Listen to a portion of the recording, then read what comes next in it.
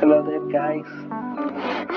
This is my new trial. It's just about this normal try, guys. You can see suspension spring test. I just try to scale model. I hope you will impress by this. Let me play the game. Bye. Now let's see. Wait.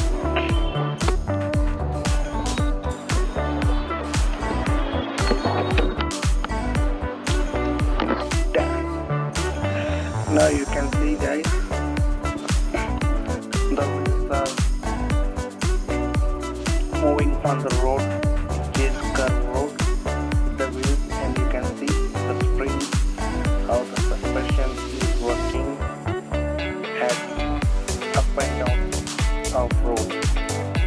See that clearly again, the spring is extracting it when it moves down, and it gets compressing when it goes up. In this way, the body remains and the wheels only will move up and down during the suspension. This is how the suspension works, guys. I hope you like this video. For this,